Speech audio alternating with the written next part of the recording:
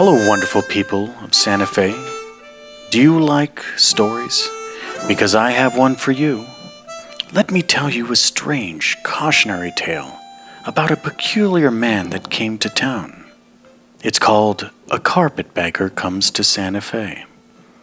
It was a beautiful morning, like any other, in the beautiful, sleepy village of Santa Fe.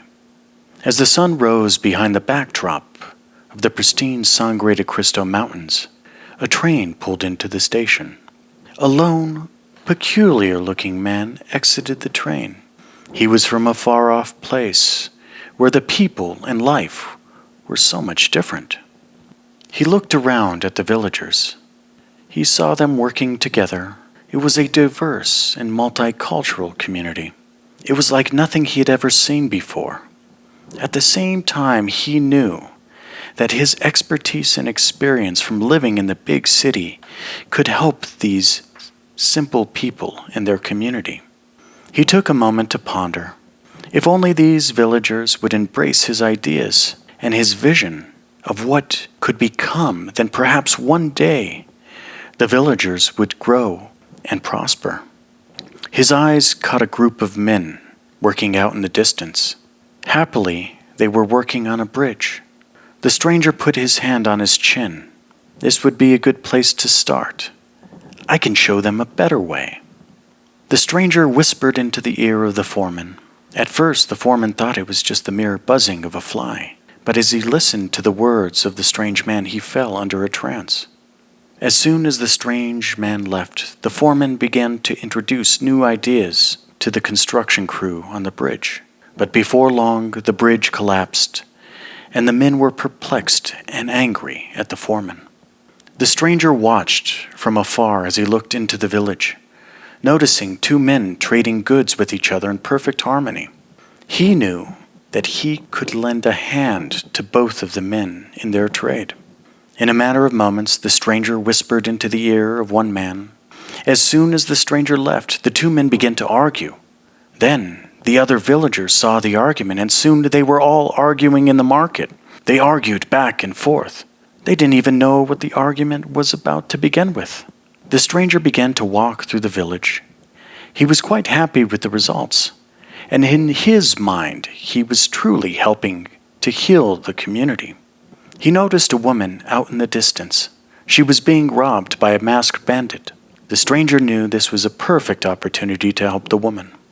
As the bandit mounted on his horse, riding off with a wicked smirk on his face, the stranger whispered into the ear of the woman. She was confused by his words. The stranger walked to a podium in the center of the plaza, and he began to speak out loud to the villagers. He told them that if he and he alone were elected to be their leader, he would fix the broken bridge.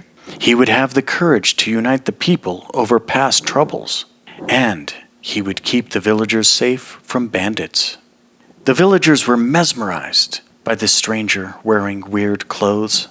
He stood behind the podium as if he was a giant, even though he was small in stature.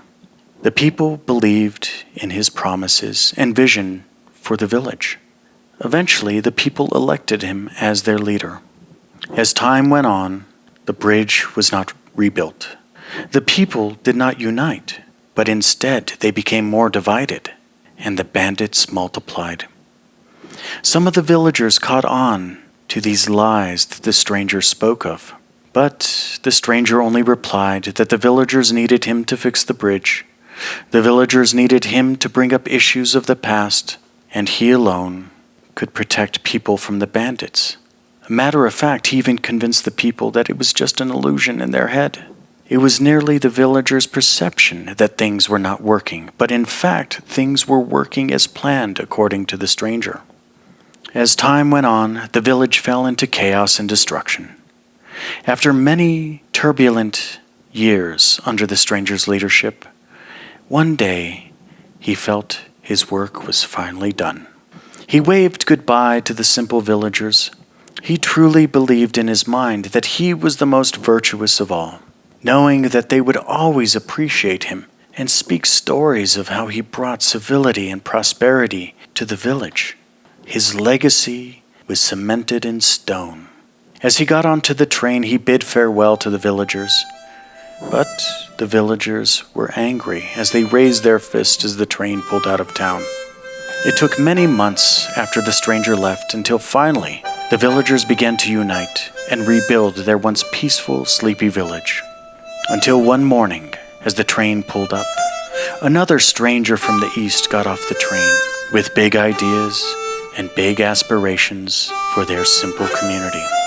The people looked around. They were not going to be fooled this time, they thought to themselves, for they were already wary of a carpetbagger's promises to build their bridge, unite their village, and protect them from bandits.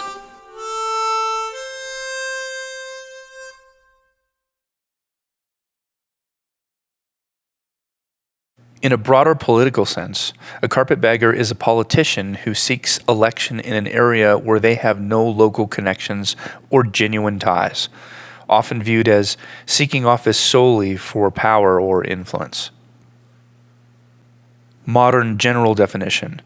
Today, the term can apply to any outsider who moves into a new area, social, geographic, or professional, primarily to profit from local opportunities without real commitment to the place or the people. From fable to reality. Now we'll tell you our carpetbagger story. This isn't my story or your story. If you live in Santa Fe, this is our story. We're going to make the argument that out of all the mayors our incredibly historic city has ever had, over hundreds of years, Mayor Weber has been the worst. Before Alan Weber, the carpetbagger, came to Santa Fe, he lived in Boston, Massachusetts, and then Portland, Oregon, where he mentored under the child predator Neil Goldschmidt. But as you mentioned, that all came to an end in 2004 when a sex abuse scandal came to light. The KGW crew confronted him about the allegations, but he denied them at first. The next day, though, Goldschmidt released a statement admitting that he'd raped a 14-year-old who was a neighbor. The sex abuse happened when he was serving as Portland mayor. He'd reached a settlement with the victim in 1994, but it all came to light in an expose in Willamette Week. Despite his admission, Goldschmidt was never charged with a crime because the statute of limitations had expired. To be clear, we are not accusing Weber of any kind of abuse of children, just noting that his mentor that he admired so much for years and years factually was a child predator. Weber was also endorsed by and has connections to Mark Rudd, a founder of the terrorist group, the Weather Underground. After being kicked out of Columbia, he became a full-time organizer for SDS, where he helped found the militant Weathermen faction, which had as its goal, quote, the violent overthrow of the government of the U.S. in solidarity with the struggles of the people of the world, end quote. Wanted on federal charges of bombing and conspiracy, he was a fugitive from 1970 to 1977. Common definition of terrorism, which is attacking innocent people. There was a moment when we went to that crazed position. My advantage, and the reason why I'm telling the story, is that I was able to immerse myself into it, lose myself in it, in a sense. After a failed political life elsewhere, Weber came to Santa Fe, New Mexico, where he committed crimes against the city's well-being, crimes of commission and crimes of omission, bad things that he's done and good things that he has left undone.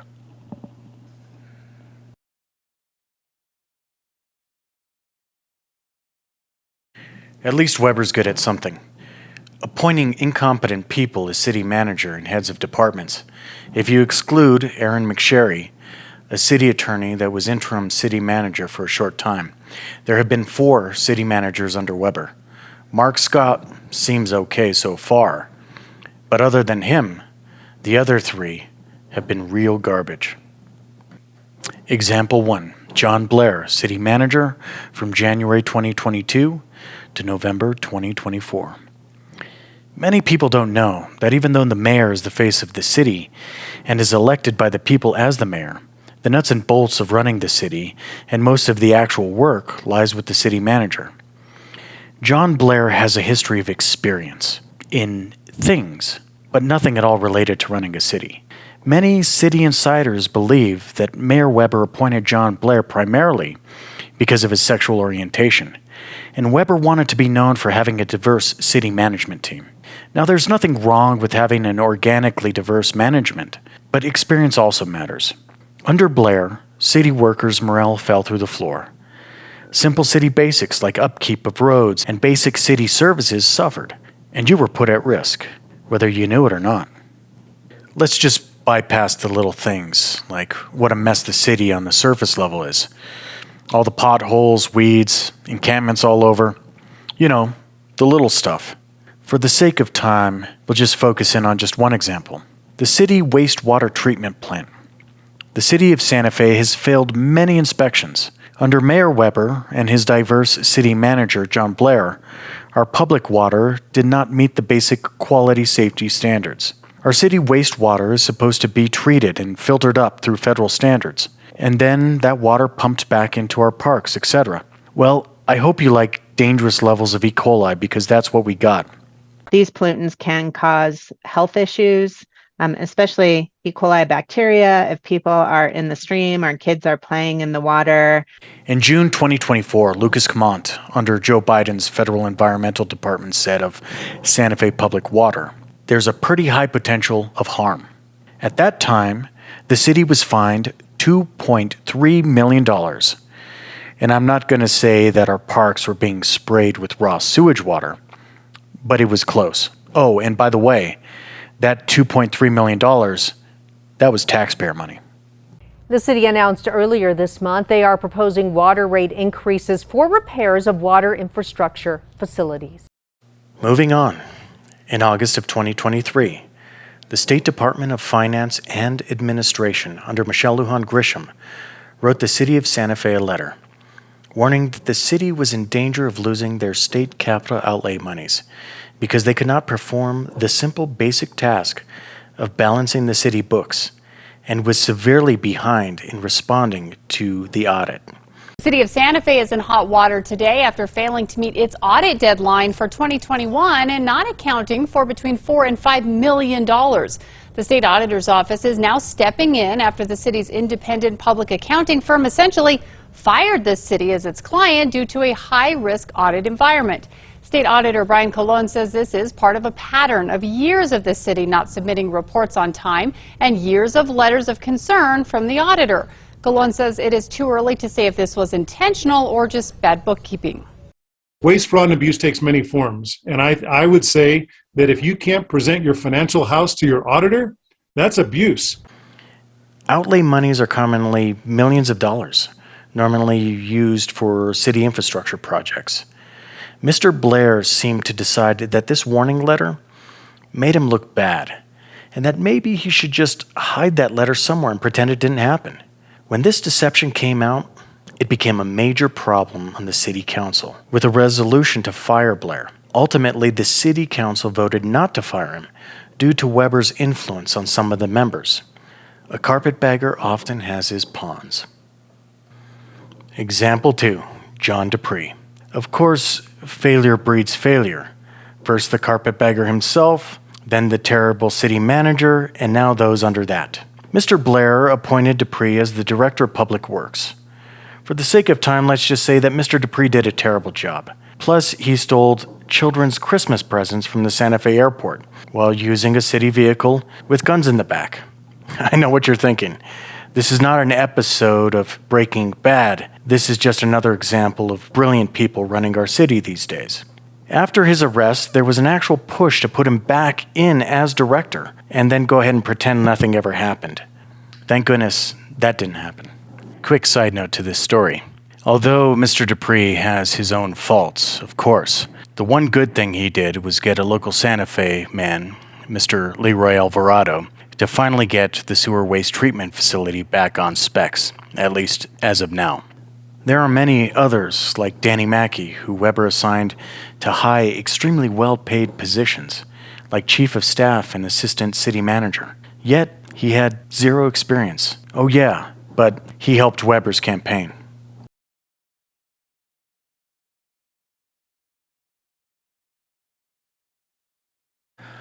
Alan Weber, according to his own testimony during his deposition with Union Protectiva in its lawsuit against him, testified that he spent an extremely short amount of time looking into the history of Santa Fe and decided that he knew all the things now and all the history and was in a uniquely wise and powerful position to override every historian's point of view and every historical tradition of Santa Fe and declare that the history of Santa Fe, along with the symbols of its history and culture, were very bad.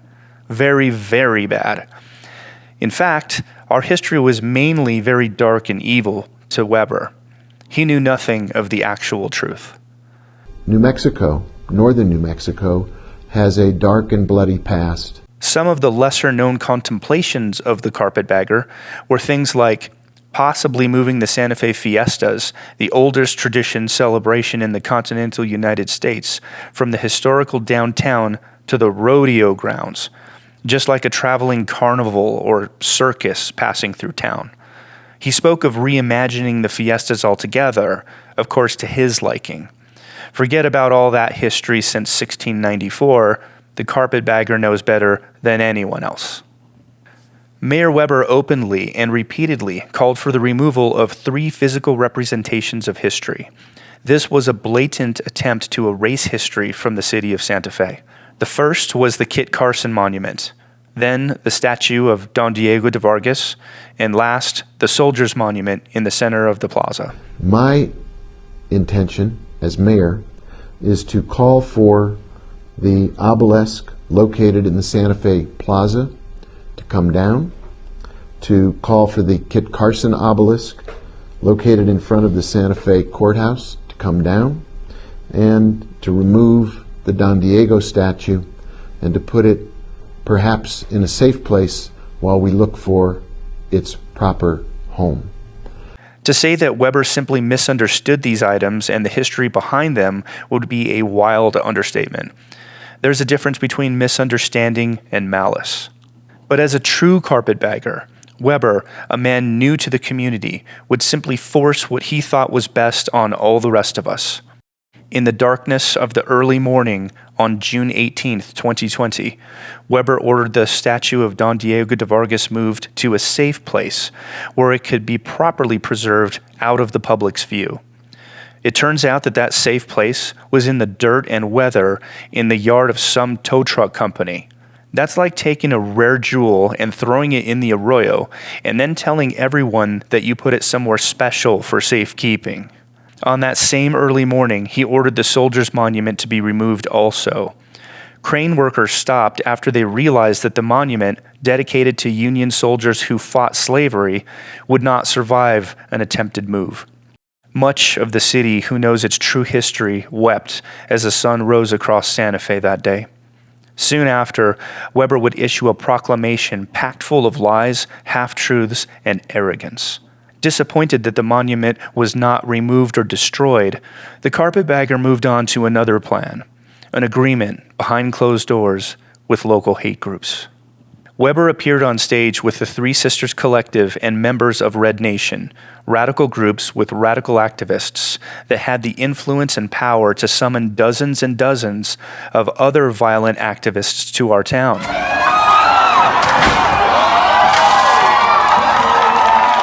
Messages were leaked that showed Weber's communication with these groups. He knew all about their plans. On October 12, 2020, the mob these activists summoned were realized as they came to tear down symbols of the history of Santa Fe. We know that the Carpetbagger knew that they were coming and to some degree worked with these groups.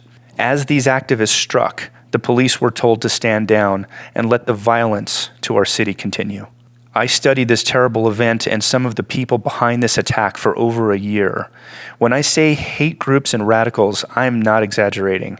Their writings and agenda openly fantasizes about kicking non-Native Americans out of their homes in Santa Fe.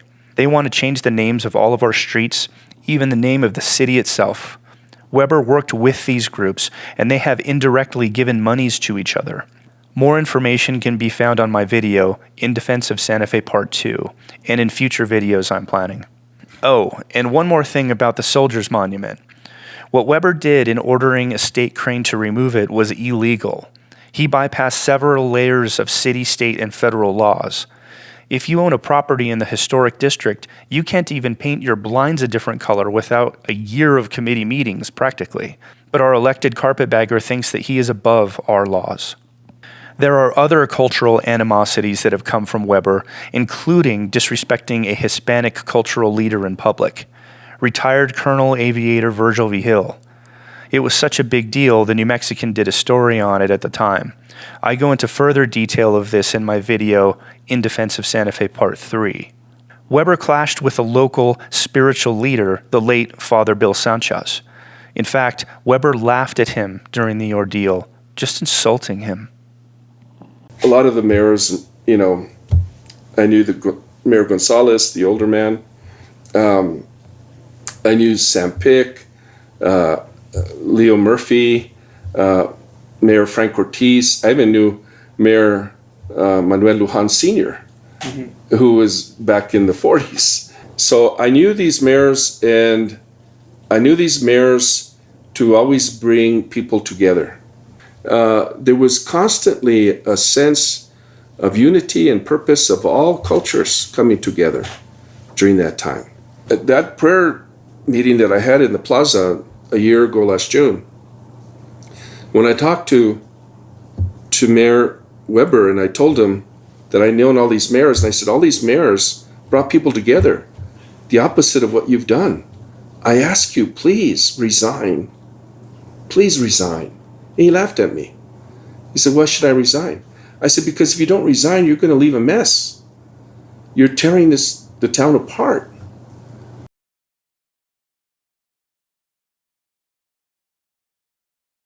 Weber has a clear track record of disrespecting the people around him. Some quick examples. Weber fired the president of the American Federation of State and Municipal Employees, otherwise known as AFSCME, the local 3999, Gilbert Baca. President Baca advocated for worker safety rights after a young city worker was electrocuted on the job and other concerns. I was the speaker at a rally supporting Baca at the time. How is that fair? How is that justice? On August 12, 2020, the AFSCME union cast a vote of no confidence in Mayor Alan Weber. The accounts of Weber generally treating people with disrespect, and especially to women, are many. In one claim, Weber, unprovoked, told a female city councilor to not get her panties in a twist when they were alone. The standard decorum in a city council meeting is to address the city clerk as Madam Clerk. Yet Weber often disrespected the position in public meetings and the woman herself holding it by addressing her as Clerky. Clerky, make a note. Clerky, run and get this or that. Workplace violence has flourished under Weber's watch. In one case, a supervisor knocked out an employee cold with no consequences. In another case, a long-time dispute that was repeatedly ignored by the city and concerning city affairs resulted in a horrible assault and a shooting death. Santa Fe is a small city, but some say it has big problems in the workplace. Problems that have erupted in violence between city workers. But as KRQE News 13 investigative reporter Ann Perrette reports, the city says there's nothing wrong with its workplace culture. The accident itself happened after hours, outside of the workplace, between two people who live in Santa Fe who happen to work in the city. These things are not normal for a city that is run and managed well.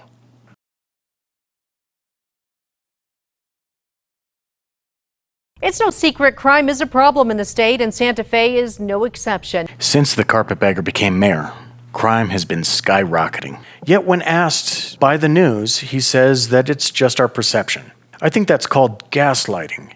Everything from murder to theft, property crime, catalytic converters. Crime is skyrocketing in our city, to the point that many people don't even report crimes anymore out of frustration. This is not true across the board for all cities in our country. Many police officers have confided in us that they were told not to enforce certain laws on certain groups like the homeless. So if the homeless community can partially act with impunity, it makes sense that more homeless will come. The homeless community have networks of communication. Weber has sent a clear message to the 771,480 estimated homeless people in the United States. Come to Santa Fe. It's a great place to be, especially for you. We are definitely not saying that all homeless are responsible for all the crime in the city. Of course not. Of course, it's far more complicated than that. But when a high number of them are 2 or 3-time felons fleeing incarceration from California, let's just say that some of them aren't here just to go to church and repent.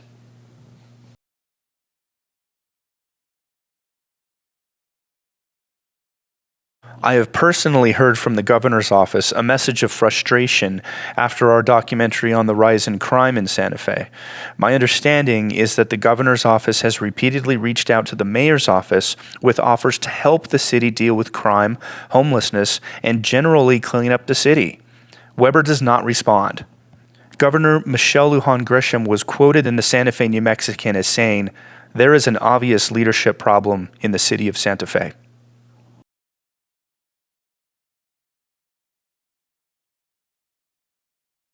More and more, the carpetbagger is being seen for what he is, an opportunist. September 2023, Weber was loudly booed at Zozobra. That same year, he was booed at the Santa Fe Opera Mariachi Extravaganza. August 2024 and 2025 Zozobra, the same, loud booing from the crowd. In 2020, a band playing in the plaza invited Weber to come to the stage and speak to the crowd. He was booed off stage.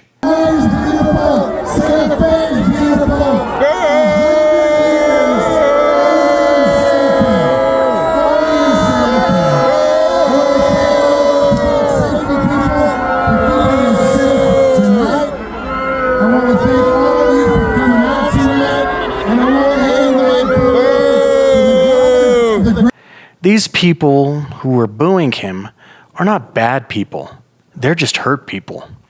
There has been more than one recall attempt, but at the end of the day, recalling the mayor is purposefully next to impossible from a legal standpoint.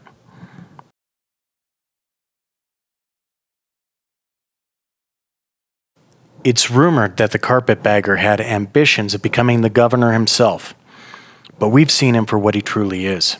We want and we yearn for the rebuilding of our social fabric.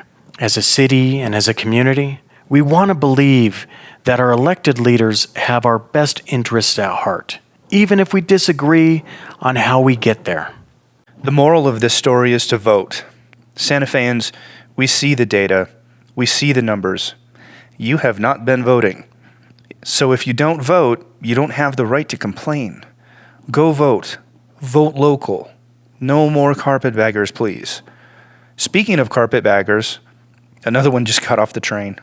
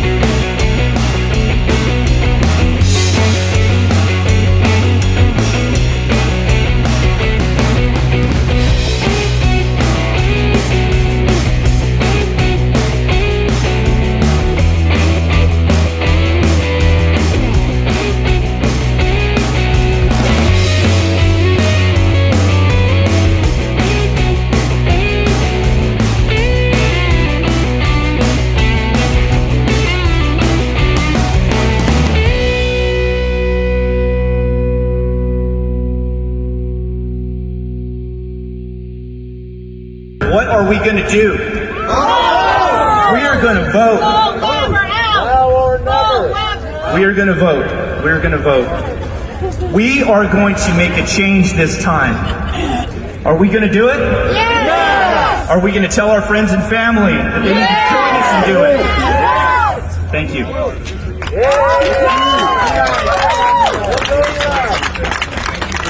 Thank you, Eli. That was wonderful. I would like to rebuild it in the likeness of the mayor of the city of Santa Fe, Alan Weber.